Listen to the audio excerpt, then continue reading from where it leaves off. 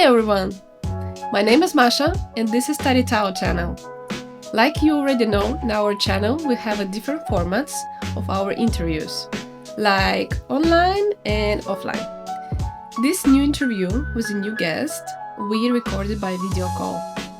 Her name Lau Yee Vanessa Fong. She's from Hong Kong, but now she's based in London. She's a multidisciplinary artist. I would like to read a small information about her. Please take a time and listen. Her works explore spiritual self-healing, Buddhist philosophy, and modern identity, blending assigned wisdom with contemporary terms like feminism and sustainability. Vanessa recently finished her MA at the Royal College of Art, and her art has already been exhibited internationally, from London to Los Angeles to China. In this interview, we talk about her inspiration, her creative process, and how art became part of spiritual discovery. I really like her art, and I hope this interview will like it. If you will like this interview, please leave your comment or subscribe to our channel, or just please leave your like. So, let's go!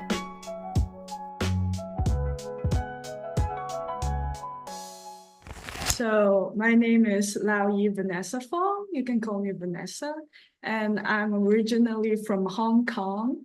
And I'm currently studying my MA painting in RCA. I'm about to finish Royal College of Arts in the painting department. And prior to this, I studied in ArtCenter College of Design in California for my BFA in fine art. And I graduated like somewhere around 2021 for that. And after graduating from BA, I was working as a curator, freelance curator in Shanghai for 2 years.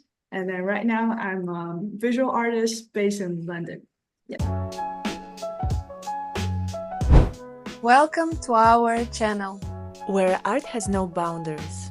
Christina, Masha. We have created this project to explore the diverse world of art. Not just paintings, but also music, design, blogging, galleries, events, and much more. We discover new talents and share the stories with you. Our channel is growing and we handle everything by ourselves, from research and editing till filming and post-production. Your support means the world to us. How can you help? Subscribe to our channel, like and leave your comment. Support us on Patreon. Every donation, it's a huge motivation. Keep going. Thank you for watching. Stay with us. There is so much more to come. How long you already here in London? I've only been here for like a year, around a year. Yeah. Do you like it? That's interesting. Yeah, I really liked it, and I'm planning to stay here to continue my career as a painter in London. Oh, that's cool. It's great. I think London is have a lot of possibilities, and like there it's for as well for the artists, as well for the business. So it's nice and great point. Yeah. It's really, really vibrant, the cultural scene and the art scene as well. So really enjoying it. Yeah. As well, you said like you're from Hong Kong, and now you're in London. So I had one of the questions that can you please share a bit about your journey an artist from Hong Kong to London, and how these like diverse cultural backgrounds have influenced your work? Yeah, definitely. Because my artwork is like deeply rooted in like Buddhist and Eastern philosophy. I think a big reason of that is because of my cultural upbringing. I am from a kind of conservative Chinese family, which my parents are both Buddhist. And I think that belief system like kind of slowly influences me during my like this my whole life, but I was never practicing that religion very like fully for a long time, but I was always influenced by that, the culture. I really much admire how it's the wisdom of life. And slowly, I kind of become a Buddhist as well during like the past like 5 or 6 years. And I decided to pursue my university education abroad, studying abroad. At first, I went to United States. I stayed in both California and New York, like 2 or 3 years each places. So I really had a big cultural shock at the time. I think it's the whole Eastern versus Western kind of belief system or mainstream culture, and it just shocks me really deeply. And I think that's why my work is always a lot about how to find yourself, a sense of belonging, or like the more like a mental stately wise, how to achieve like a level of peace, because I always feel somewhat disconnected to my surroundings, or like always an outsider. And right now I'm in London. There's also like a huge, very vibrant, like hybrid society with people from different backgrounds, different race, different just culture, and it's a melting pot of culture, everything going on.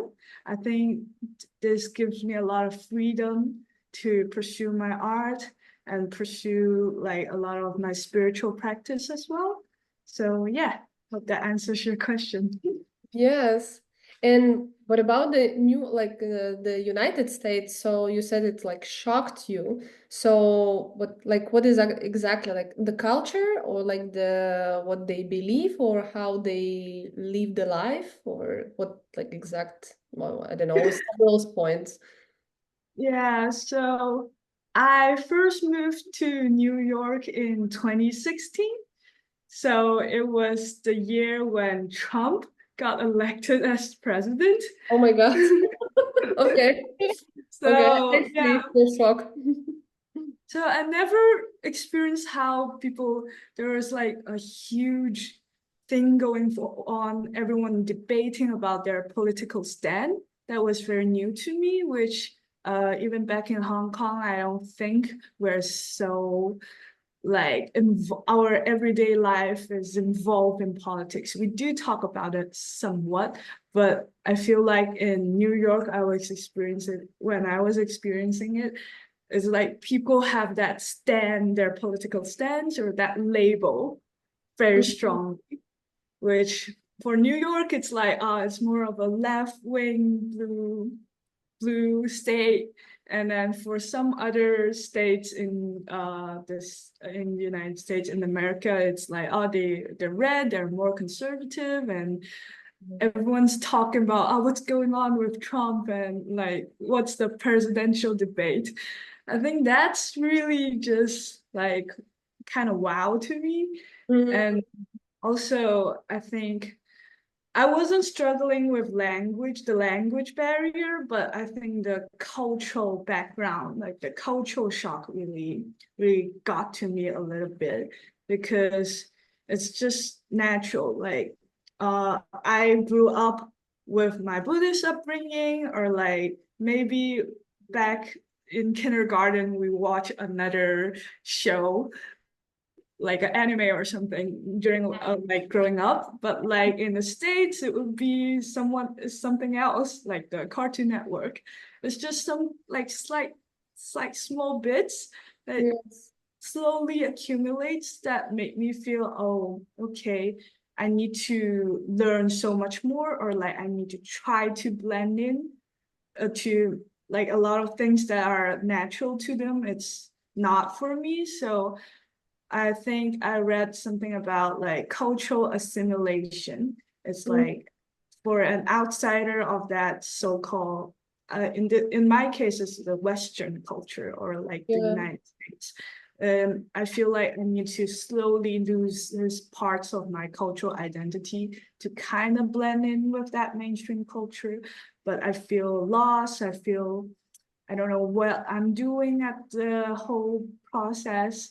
So I think that kind of struggle also kind of reflects in my work at the time. But yeah. So like you feeling much more comfortable like in London, where you feeling like the assimilation are easy and like fluent, like more positive. Definitely more positive, but I don't think it's regarding the city wise. It's more like, oh, that was my early 20s. So early 20s is the age when you're still figuring out a lot of things. So it doesn't depend on the city, but it's more like about me as a person and the growth.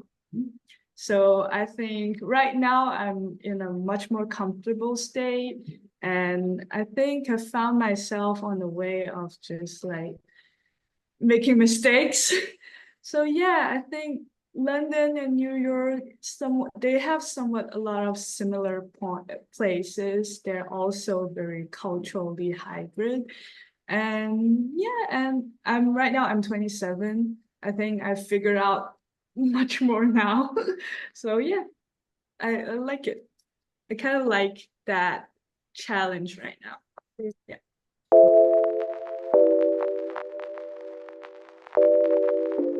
And also, you mentioned that you are from Buddhist family, and now you can say that you're a Buddhist, right? Yeah. And what the most profound lesson you have learned from Buddhists and how it's reflected in your work? Yeah. So I don't know if you kind of like go through my work and then saw there's this like thing I developed like a visual motive of like a honey texture or like somewhat the substances in my work, it's always changing their physical states from like gas to liquid and like always shifting between. So I did this because I actually have my notes with me. I can kind of pull it out. So because I think there's something beautiful about that impermanence and the ever-changing states of life, because it's called Four Dharma Seal in Buddhist belief. Dharma meaning the path of rightness in Tibetan Buddhism. And one of this dharma says all compounded things are impermanent. And I think that's really beautiful because that impermanence is like you kind of let go of something like everything in life that needs to be solid or concrete, and you appreciate the fact that everything is changing and shifting in every second. And I think I want to capture that feeling in my work, even though painting is a relatively more permanent way of art. But like I try to capture the impermanence in the permanence. So I think that's a really fun dichotomy or like juxtaposition. So I think that's somewhat working as yeah. Yeah, that's really amazing. And did you do any retreats or maybe you do any practice from Buddhism? Oh yeah. So I have like a ritual when I try to kind of keep a habit of meditation or like writing Buddhist scriptures, copying Buddhist scriptures before actually starting to paint. I think it's like almost like a ceremony, personal ritual for me to divide my everyday life to my like art creating mode. So I think it's just my small little ritual. And during meditation, I try to kind of just let loose and then stop thinking or stop holding on into one specific thought. And sometimes the visuals will come to me naturally. That's why I never paint with like a very strict sketch, like when I'm doing my paintings. I'll do like a very rough sketch, and it's always changing. Sometimes like probably 2 weeks into the painting, I don't like this thing. I'll change it completely because I kind of appreciate that ever-changing quality, I guess. Yeah, it's very interesting because in some of your work, like as well, I saw some like elements, for example, which are significant, like lightness, joy, bliss. So, do you actually experience these emotions, like while creating your like a painting, or like do they arise like as a memory from the past or from the day which you had this emotion, and after that you put in there like into the canvas? Yeah, definitely. But like for me, like I think I'm not sure if you I think this will resonate more with like artists, my fellow artists, is that during the creating process is never always happy. Definitely there's like moments of joy, like moments of, oh, this is amazing. I'm doing like my ego just boosts. But like I think the majority of time is self-doubt, and also there's a harsh word like also pain and suffering, or like a lot of time you question yourself, is this good enough or is this actually working?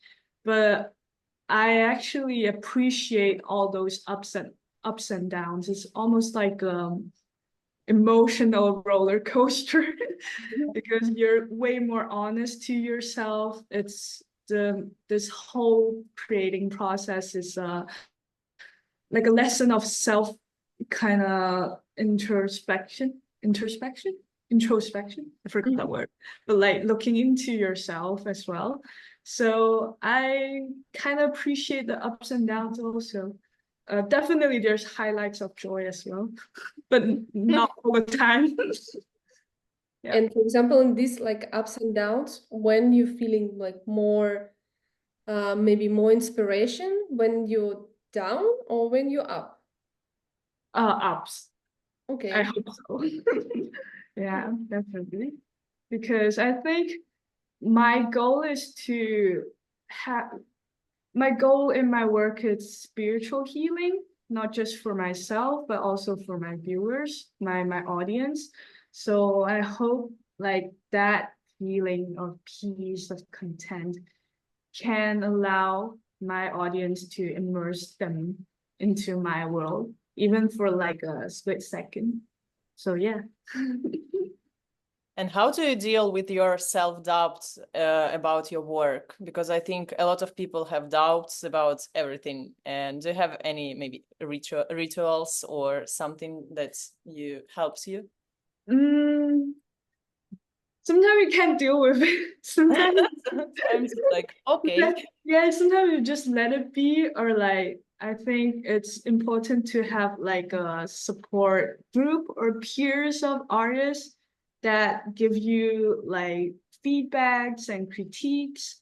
And I I honestly I appreciate that way more because I'm in RCA and have like this great community of artists, and you not all the time I want like praises or like compliments from just mere audience.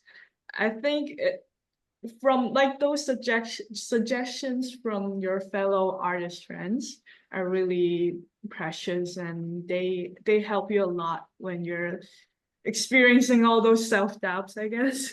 So yeah, very appreciate those. Yeah, and you take inspiration from your colleagues? Yeah, definitely, but not in a bad way, I think. Not like we're copying each other. More like there's this, sometimes it's peer pressure, sometimes it's like you're subconsciously, your subconscious kind of get influenced by them like slowly, because in Royal College of Arts, it's 140 painters staying in the same building for like a whole year all the time. So you can't say you don't get influenced or by them. It's like I see that in my work as well. My work kind of slowly shifts towards abstractness. And also I go like bigger and bigger scales and try to get out of my comfort zone, because I see like my peers are trying to challenge themselves as well. But I think it's like a kind of delicate thing that you need to balance between, oh, I don't want to get too influenced by other, but I still want to get that nice pressure as a motivation. So yeah, And what was, do you think, the biggest challenge in your life? Oh, that's a hard question. Wait a minute. My biggest challenge. Well, I'll say, I think it's before, like, it's around 2022, 2023, 2021, 2022, during the COVID hits, because that's when the time I finished my BA. I went to Shanghai to pursue my career as a curator, and I experienced like very strict lockdown due to COVID. And honestly, before all that, I was taking like a hiatus of my artist career, because I guess I got a little bit lost after a lot of years of practice and not getting like a lot of positive feedbacks, and kind of feeling lost. And afterwards, I was like, oh, maybe I'll just stay in this city and pursue that career instead. And then COVID happened. I don't know if you've seen the news, but at the time, Shanghai experienced like a very strict lockdown for 2 months. And it's to the point that I'm not allowed to get out of my apartment for 2 months straight, and it's only me and my cat. And I think it's almost like a dystopian society, because something from George Orwell, like 1984, is like all of a sudden food became ration. And you see the news, like horrible things happening all the time. And it's almost I'll say it's like a trauma for that whole society. And I think that is that time was like, I have a lot of, you don't know if you have enough food for tomorrow, or you don't know when does this lockdown will end. And you just, it's for some people it's better because they lock down with their friends or family, but for me it's just myself. So I think that's the point. I'm like, yeah, I can't handle this anymore, and I really need to sorry about my language, but get the fuck out. Yeah. Yeah, Right. we got you. Yeah. And I really feel want, that. yeah. So I really wanted to pursue my career as an artist also, because I felt like as a curator, I'm never seen, or like nobody's curious about my work, but just the institution or the gallery I'm I am a member of. So I think you feel lost, you feel not being seen, and you feel like the craziness of that dystopian society. So I think that was one of the biggest hit of my life. But I'm grateful for that now because I think it's a nice kick or like reality check to tell myself, okay, probably it's time to leave or it's time to actually pursue something bigger. Yeah. Yeah, absolutely.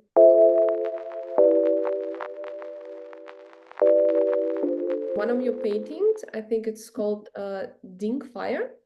Uh, Yeah. you mentioned your like own birth and the which are symbolized of the fire, like the element of the fire. And do you like believe that, for example, every person possessing similar element or other elements? Yeah, definitely. Because that is the Ding fire is a concept from the traditional Chinese lunar or like it's called day master, but it's I'll try to explain it in a more simple terms. It's like Chinese zodiac signs, like astrology. And they believe that every one of us are one kind of element. For Ding fire, Ding fire actually means candlelights. So candlelights is like something not in the natural world, but like it's the light of fire of civilization. Another kind of fire in that day master whole system is Bing fire, Bing. So that fire means like the sunlight. That is way more grand. So why do I think myself is a candlelight? Because that is like the light of the civilization, and that is the light representing knowledge and wisdom and the seeking, the longing for that. And also it's a warm light that kind of shine upon people gracefully. And it's representing knowledge, it's representing culture.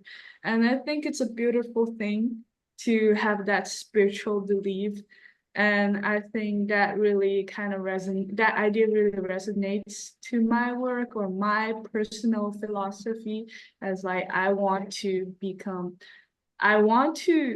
shine upon people in a warm way. And my work dedicates to that, and also my personal belief dedicates to that path. So yeah, I think my pursuit for spirituality really heals my trauma, and I'm not trying to force that belief system onto everyone. Yeah. So in my painting, I try to be way less specific in just using symbols, cultural symbols. That kind of excludes like the Western audience or like people with like kind of outside of that cultural upbringing to understand my work. But I wanted to make it more universal, or maybe you don't need to know all of those knowledge to understand or feel immersive, feel enlightened, or like seen by a painting. Or I feel like, oh, there's something I can relate to as well. So yeah. I kind No, of went it's off. great.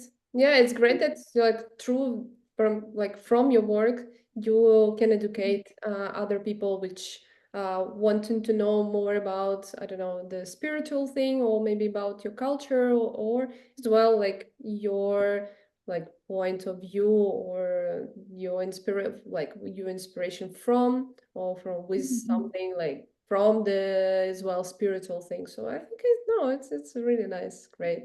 Yay, thank you. But in your culture, like for example, the fire, it's makes some sense with for example, force elements like the water, earth, and air. It's makes the relationship with this, or it's other thing. And do you have like a five element, like fifth element? Oh yeah. It's actually 5 elements. It's Yeah. like gold, wood, water, fire, and soil. Okay. So they're like kind of related to each other, and like it's nice. I think there's a similar thing in Western belief. It's like the four elements, like air, fire, water, Earth and earth. yeah, therefore like air, fire, earth, and water.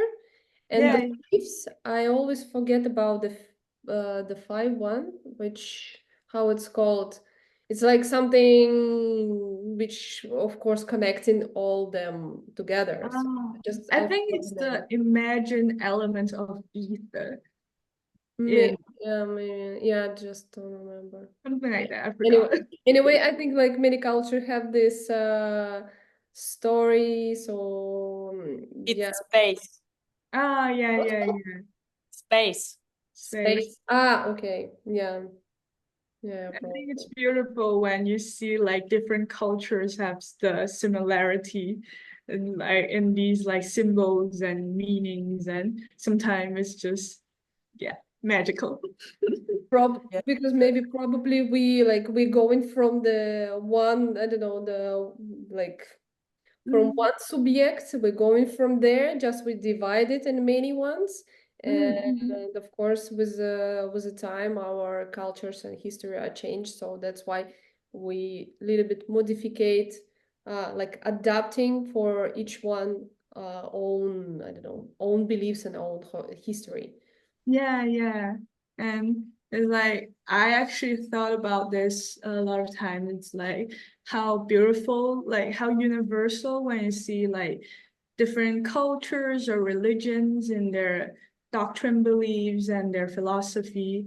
They probably the same thing. They long for the same thing, but they use this different names. So it Yeah. might be the God, the Buddha, or like something else. So it's like beautiful. Yeah. Yeah, we're all the same, just from with different passports. Yeah, yeah. Yes, that's true.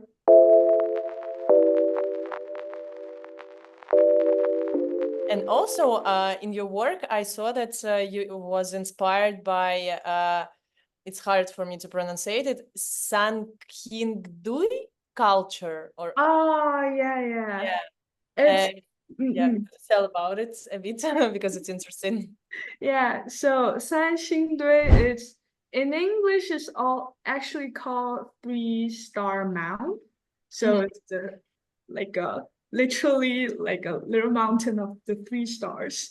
This culture is a ancient Bronze Age culture in China that could date back to 1150 BC.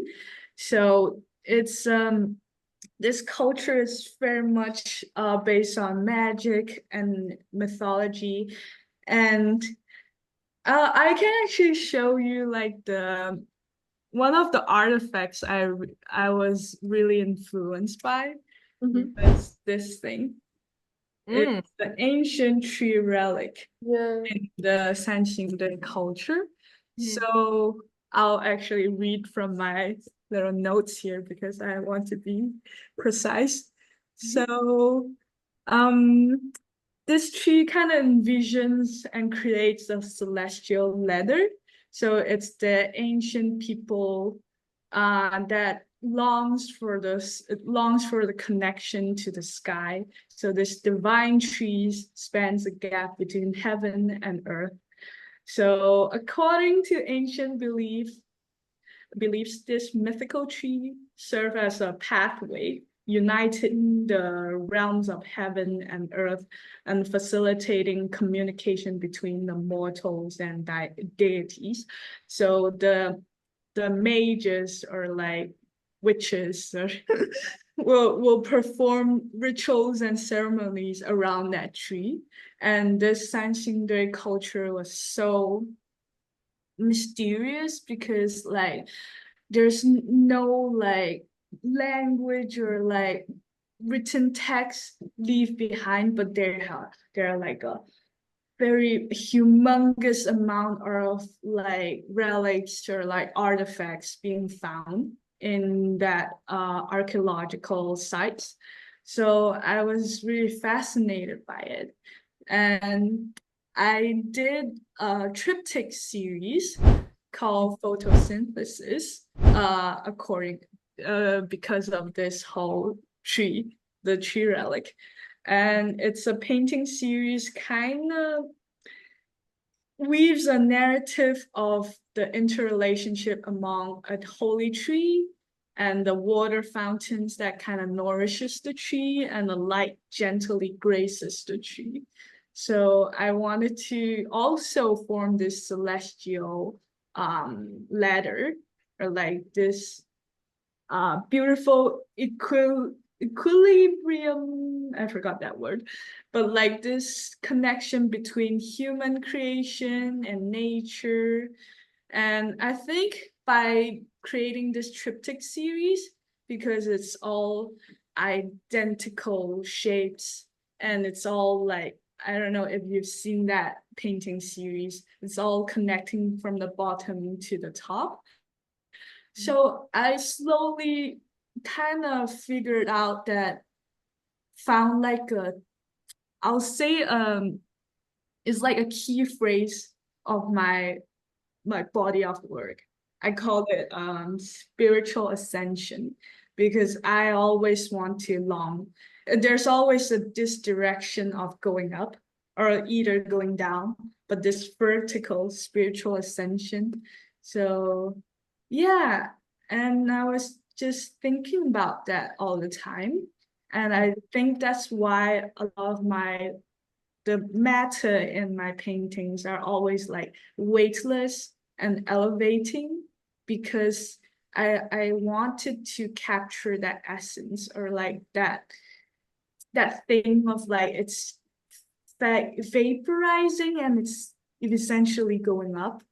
I think I can't really put it into words yet, but like it's like something in my subconscious, and that spiritual self is that I long for it. I want to connect with something beyond our worldly existence. So yeah. Yeah, interesting, really. So, but for example, like I understand, so you actually, if I'm correct, you Mm, actually like you maybe you have some idea and mm, which you want to realize, but you don't have a like the plan, so it should be like that. So the composition coming in the moment of the process, or like you still it's for example, like you said in this art, you said I want it like it's going up, it's growing to the like mm. the line to the up. So like you know the composition, or you like going with the flow, we'll say. I think between the two, because like I'll have this very vague feeling, and then of something I want to paint or I want to draw, and then I'll make a quick sketch. I can actually show you on my iPad. I do a lot of those in my work. So, for example, back to that photosynthesis series, this was the very early stage of that painting, Mm-hmm. which is completely different Yeah. from what it is now. I kind of know what is going on, but like I always allow that freedom of change during the progress. So I think that is how my way of working is. Like, okay, I see a vague image in my headspace, and then I start making it. And if I want to change something, if I allow it to happen naturally. So I like that feeling. Like you don't need to follow like a strict plan, because that's not my way of working, because I don't want to duplicate a plan, or like, not saying it's bad, because I have like friends that do like photorealistic paintings, like strictly according to their reference like image, that I admire as well, but I don't think that's my philosophy or my way of working. Yeah. Okay. And in your life, do you prefer to go with the flow or go with a strict plan? I go with the flow. Huh? Yeah, Perfect. kind of makes sense, right? Yeah, that makes more sense than the no, but sometimes depends of the what exactly you're doing. So there maybe for some things or some reasons we need to have a plan, but Yeah. like a day by day, yeah, we're going by flow. So no, today, Yeah. yeah, There's maybe like a will general direction, I know, but like yeah, I yeah, don't plan out every minute. yeah, that's true. Yeah.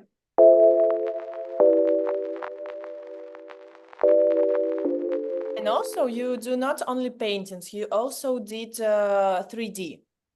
Oh And yeah. yeah, and it was also related to something. It's from Buddhism, right? Sukhvati. Yeah. It's Yeah. actually the Buddhist version of paradise. And I haven't done 3D projects for a while. That was a project I did back in 2022. And I think my style shifted a lot from then, because at the time I was like very passionate about my personal belief. So I really wanted to use a lot of symbols, particular for that culture. And yeah, that was like my modern interpretation of Buddhism. And I wanted to introduce that to my audience. But like I just said before, I kind of shifted away from that perspective now, because I think it's a little bit scary for audience that doesn't know all of those culture, or like it kind of naturally just pushes away, like, oh, this is a religious work, so I won't understand it. So I'm really trying or striving to seek like how to you like slowly, or like maybe not doesn't need to use all those symbolic languages to portray the same idea, because in the end of the world end of the at the end of the day, we're trying to achieve for a spiritual healing or peace that is just common or natural to every culture. So yeah, but I really enjoyed doing 3D projects as well. But would you like to do it more like in the future? Definitely. I think the reason why I stopped doing that for a while is because I'm in a painting program. But yeah, I really want to see how that kind of can relate or like connect back to my painting practice.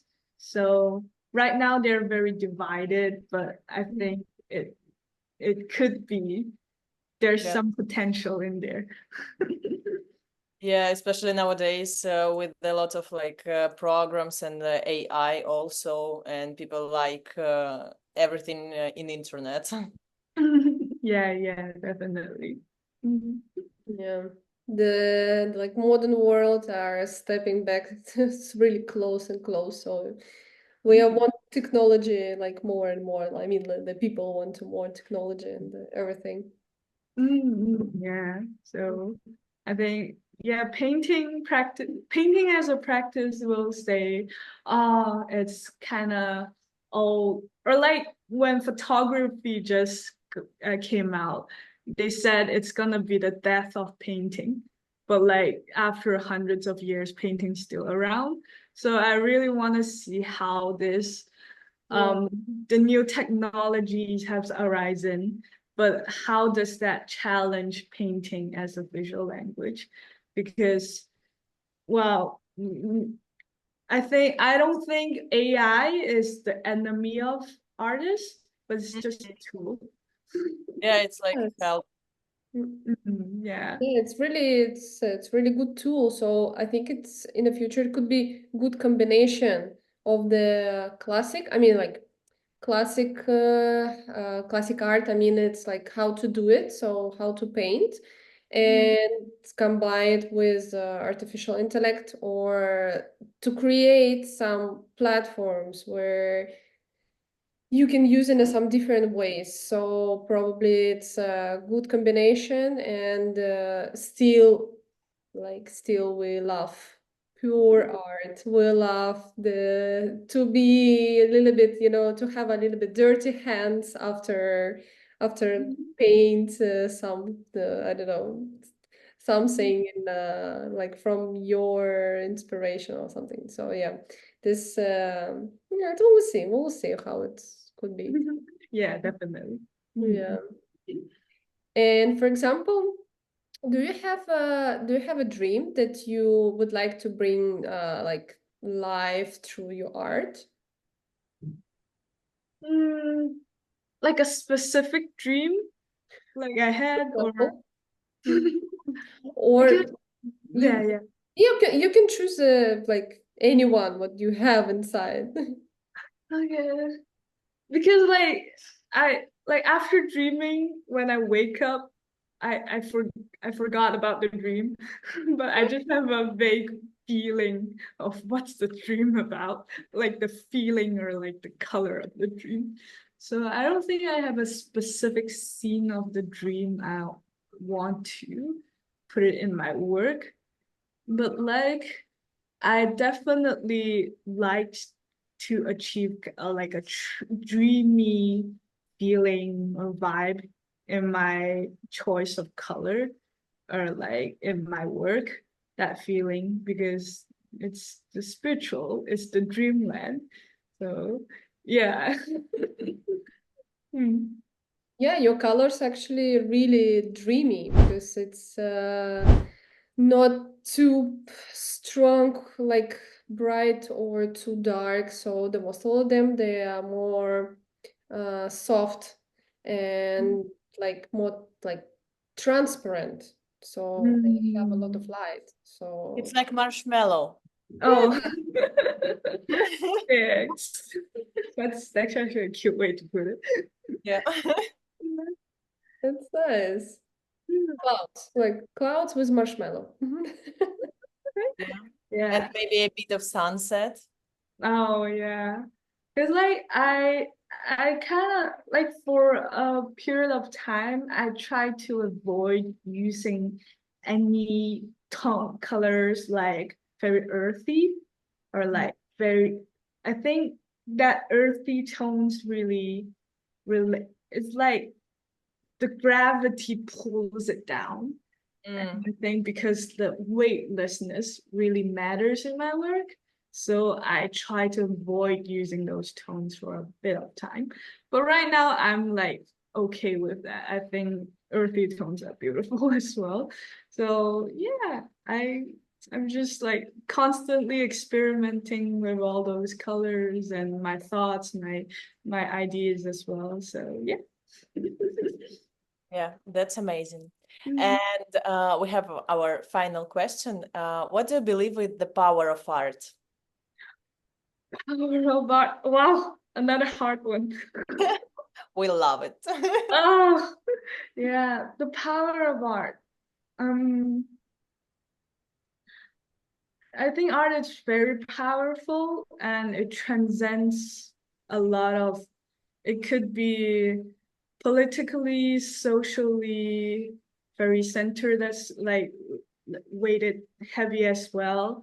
And it could be healing and spiritual as well. And for me, it's very therapeutic.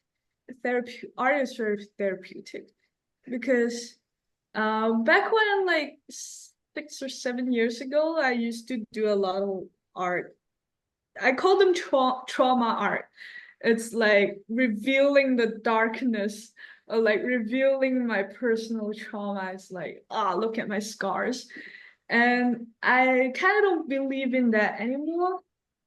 Or like at least I prefer not to do those kind of trauma arts anymore, because I think there's plenty of artists talking about their personal traumas, not trying to diminish their voice, but like I kind of like after a while when I'm making all those works about my background story, my family or the family trauma, I kind of seek more. I'm like, okay, this is a very heavy subject.